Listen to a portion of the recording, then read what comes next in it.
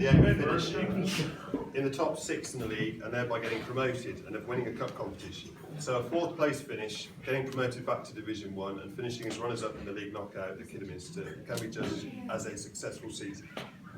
Out of the 20 league matches we played, we won 11, lost 7 and had 2 matches abandoned halfway through. So after 2 years of fighting relegation and finishing 7th and 8th, we'll now be playing in the 4th tier of West Midlands cricket next season and we'll renew acquaintances with the likes of Nomads, Colwell, Hagley and Berg Hill. As in the past 2 seasons, most weeks 8 out of the 11 players in the first team had been in the club since they were juniors, or in many cases still were under 19s. And this is a very promising group that has a chance to really push on and drive the club forward, and hopefully higher up the West Midlands cricket pyramid in the next few years. In the league, we enjoyed a brilliant start, winning our first 5 games in a row after the first 2 had been totally washed out. A particular highlight from these games was Dave Taylor and Edd Reese's amazing partnership for the 8th wicket at Broughton, where they smashed 65 off just 36 balls, with 6 sixes between them to see us home with over 5 overs to spare. Another was our first win over Wormelo in the league, or in the Worcester League, at the 5th attempt.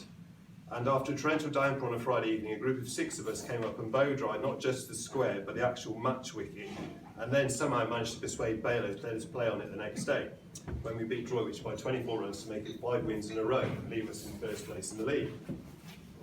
At the same time, we won 3 matches in the league knockout to make it 8 wins in a row in all, beating Kemsey at home, strong Chadsley side away, and then having an amazing finish in the Dark at Pedmore, where we won by 1 run in the semi-final.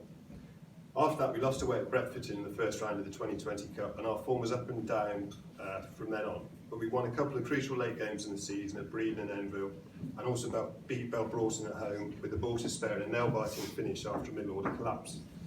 As ever, a number of players contributed over the course of the season. Zed didn't miss a league game all season and was immense with the bat, scoring 882 runs, the second most ever for the first in a season, with 200s and 650s. He may not have played professional cricket for over 10 years, but his approach to his batting is very much that of a pro, and he places a high price on his wicket. He also equalled the first catching record with 15 catches, most of them at short mid-wicket or short extra cover, and he was a great help with field settings.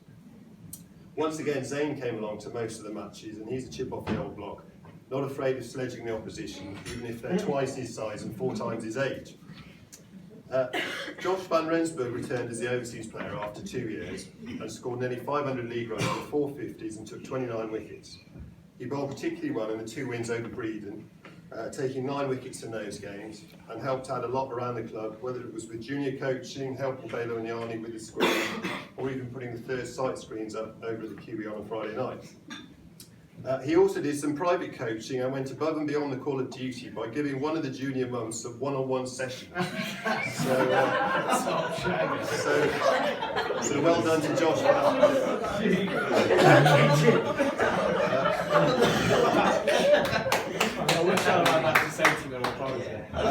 Nick Layton started off the season in the seconds, and after 3 successive 50s was soon back in the first. And he had an excellent season after opening the batting and scoring 486 runs in the league, an average of 40 with 5 50s in what could definitely be called a breakthrough season.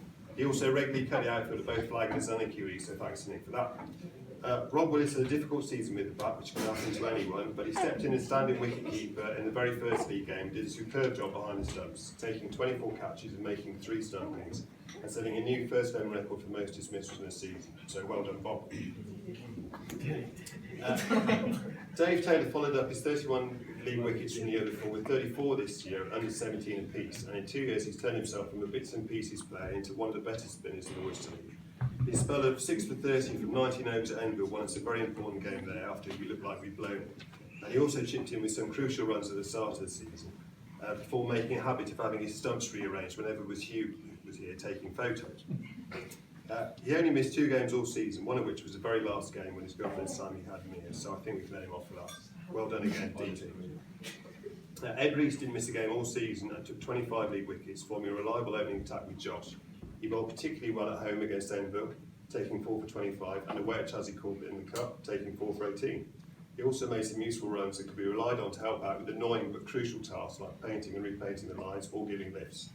The one thing he could do with working on a bit for next season is his catching, as he had a severe case of butterfingers this season. He did take 1 stonking catch in front of the doctor's garden at Fine Leg, But yeah, he probably dropped around another 7 or 8 chances.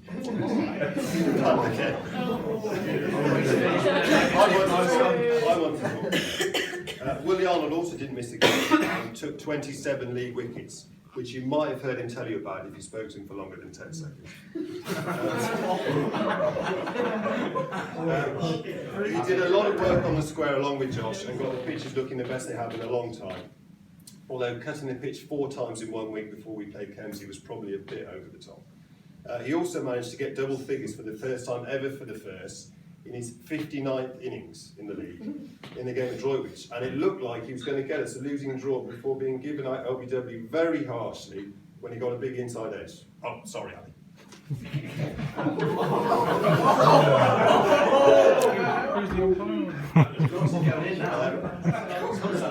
Ben Whitbury returned to the flag this season, and he played most of the season for the first, showing some promise with his legs, but in particular at home against Himbleton, stepping in as wicketkeeper on a couple of occasions and making a superb maiden 50 for the first away at Droitwich. Before he was also given harshly out LBW when the ball looked like it might have been going down the leg side in overtime. Oh, sorry, there we go. Jacob Reswell took 13 wickets in the league and bowled brilliantly at times, particularly when taking 4 for 16 at home against Enfield, and when bowling 3 of Swinford's batsmen with in-swing Yorkers early on in that game later in the season. His run-up still needs a bit of tinkering, but he has pace, swings the ball, and at just 17 he can become one of the best left-arm quicks in the league over the next few years. Jamie Abel also took 13 wickets for the first after suffering a broken wrist early on in the season. He shot up during the winter and struggled a little with his length and his flight, being about a foot taller than he had been the year before. But he's now considerably quicker in the field and took 2 catches. He's another very promising youngster that has the potential to be one of the best spinners in the Worcestershire League in the future, and I'm sure he'll come back strong next season. Jasper Owens only played 5 league games, but took 5 for 8 against Kemsey and will hopefully play more games next year. Popeye played just 2 league games, but bowled very well in both, taking 4 wickets and somehow dragged himself through a 10-over spell on a hot afternoon away at Enfield with about 3 hours sleep, and gave the batsman plenty of verbals too. He shows no sign of calming down and nearly got himself in the umpire's bad books that day, and virtually split his helmet in 2, throwing it on concrete outside the pavilion after being given out. It did actually split. LBW at home against Coombswood, but he can still bowl. Ed Smith played a few games during the school holidays and was a valuable addition to the side, and Harvey Reid played 6 league games and a few in the 2 cups, helping steer us to victory at home to Belbroughton with what turned out to be a crucial 9, taking some good catches and also taking 1 for 2 off 2 legal balls away at Himbleton, before bowling a second high full toss or beamer in the over and having to come off under the new rules. Hard was not happy. Thanks also to George Bowson, Tom Bussey, George Lane, Thomas Bayliss and Martin Rees-Pitt, who all helped out in the league, and Mike Rees, Owen Bolton and Nathaniel Newitt, who also played in the Cups. Big thanks as ever to Sue Rees, who again did a superb job with the scorebook, to Balo, Yanni and Josh for their work on the square, to Mike, Graham and Nick for all their work on the outfield, to all of the tea ladies and DT for doing some generally great teas, to Braz for his work as chairman, and to Mike Rees for his efforts as seconds captain. And I think I've barely had a crossword with Mike over the last 2.5 years, so I think that says something.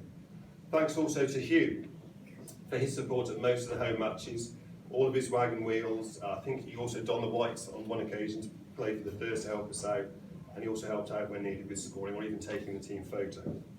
After 2.5 seasons as first captain and what was either my 3rd or 4th stint doing the job, I think it's time for someone else to have a go at it next year. But I think the First are in a better place now than they were 2.5 years ago when I took over. And I look forward to us hopefully pushing for promotion to the new Worcester County League Premier Division over the next few years. Here's the next season.